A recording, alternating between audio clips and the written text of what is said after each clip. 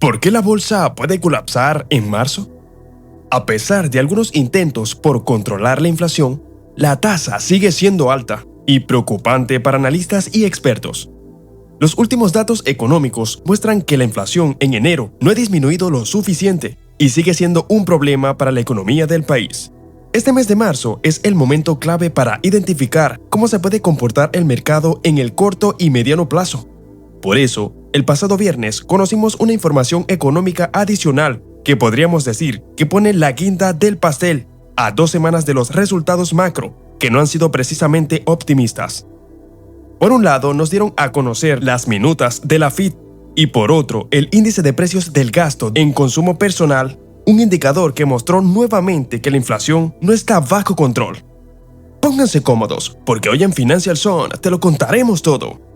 Antes de empezar, asegúrate de estar suscrito y de activar la campanita para que sigas recibiendo más de nuestro contenido.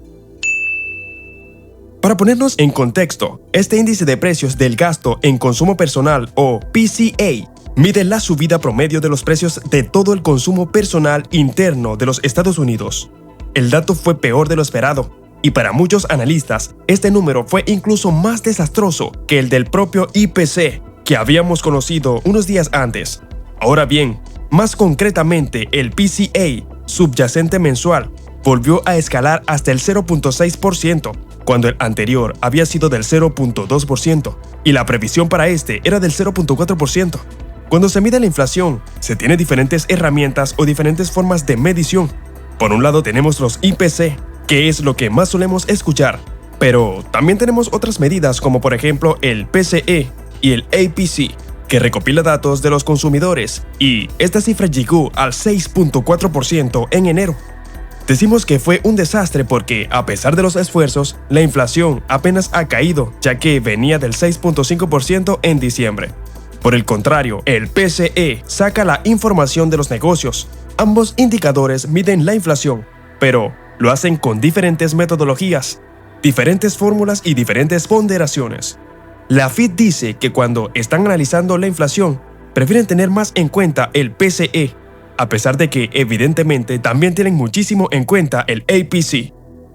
Cuando miramos el PCE, que tal y como acabo de comentar es la medida preferida del Banco Central, vemos que el dato que conocimos el viernes pasado muestra que la tasa de inflación está incrementando. El índice se situó en el 5.4% interanual. Además que el PCE subyacente alcanzó el 4.7%, cuando en diciembre había sido del 4.6%. O sea que la inflación del IPC no fue tan buena, y la inflación del IPP, índice de precios al productor, tampoco. Y además, el dato que nos faltaba por conocer nos confirmó el viernes que no existe de momento un control sobre la inflación. Por otra parte, es muy importante para entender bien el contexto macroeconómico y el futuro del mercado, es el hecho de analizar las minutas que publica la FIT. Las minutas son simplemente un registro detallado de su reunión, la cual se llevó a cabo hace apenas unos días en su último meeting. El Banco Central subió los tipos de interés en un 0.25%, bajando el ritmo significativamente, ya que se venía de elevar las tasas en 75 puntos básicos y 50 puntos básicos en las últimas reuniones. Sin embargo, el día 14 de febrero hubo de todo menos amor, por lo menos en el mercado, porque hubo una dosis brutal de realidad, ya que el APC de enero dejó de bajar tan rápido como se esperaba. Es decir, que la inflación todavía no está bajo control. Si el video ha sido de tu disfrute, antes de conocer estos 7 factores, no olvides suscribirte y darle a la campanita para recibir información similar a esta. Continuamos. Ahora bien, podríamos decir que en los últimos 3 meses, las ganancias promedio por hora incrementaron a un ritmo de 4.1%. Si la tasa de inflación es de 6.4% y los salarios incrementan al 4.1%, los precios siguen incrementando a un mayor ritmo que los salarios. Por lo que, incluso con esto, el poder adquisitivo de la gente continúa disminuyendo. En las minutas dicen claramente que necesitan reducir aún más el crecimiento de los salarios para reducir también aún más la inflación. Entonces, lo que sacamos de todo esto es que probablemente la inflación continuará superando el mercado de los salarios, lo cual es malo para los intereses de los hogares promedio. Por lo tanto, lo que quiere la Fed es incrementar el número de personas desempleadas. Si hay más personas que se quedan sin trabajo, las empresas dejan de tener la necesidad de competir a la hora de contratar trabajadores, por lo que, en la última instancia, se puede pagar menos a la gente. Esta situación reduce la temida inflación salarial, ya que la gente tiene menos dinero para gastar y en consecuencia se consigue que la inflación general ceda. De esta manera es como funciona la política monetaria. Si observan, las acciones te hablan del VIX, también conocido como indicador del miedo, e incluso entran a valorar determinados múltiplos del mercado. Ahora bien, tampoco nos tendría que extrañar demasiado, ya que los miembros de la Fed suelen estar metidos en escándalos relacionados con el uso de información privilegiada.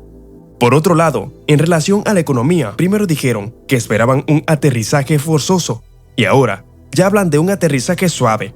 De hecho, los medios de comunicación incluso afirman que no habrá recesión, que la economía despegará en los próximos 4 meses y que el tercer trimestre será bueno.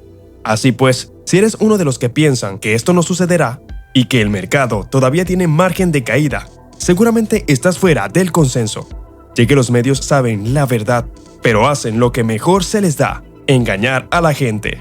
Por esta razón, en las minutas la Fed nos dicen que la probabilidad de que la economía entre en recesión sigue siendo muy elevada en relación al PIB.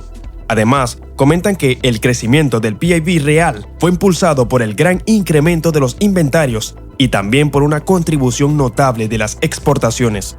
Tanto los inventarios como las exportaciones son categorías volátiles con respecto a la producción. De hecho, la producción manufacturera de los Estados Unidos disminuyó considerablemente, tanto en noviembre como en diciembre. Así pues, el impulso inesperado del crecimiento del PIB debido a los inventarios no se espera que continúe, ya que la mayoría de los informes gubernamentales que nos muestran son mucho más blandos porque están manipulados tanto a nivel de estadísticas como en metodologías a la hora de realizar los cálculos. Esto sucede con el cálculo de la inflación, con el cálculo del desempleo y, evidentemente, con el cálculo del PIB. Por lo tanto, el hecho de que las elecciones estén relativamente cerca es un elemento clave, ya que la Fed necesita reducir la inflación actual de 6.4%. Si la inflación de marzo que conoceremos dentro de poco no cae por lo menos el 6%, será una noticia extremadamente mala. Pero es que si la inflación, en lugar de situarse en el 6% o más o menos, se sitúa entre el 6.1% o más, seguramente será un desastre. Y entonces solamente podremos esperar una contundencia brutal en la reunión de marzo de la Fed, lo que significa elevar los tipos de interés otra vez, por lo menos en 50 puntos básicos, y prometer más incrementos en las próximas reuniones, lo que nos llevaría a terminar el año en niveles del 6% o cercanos.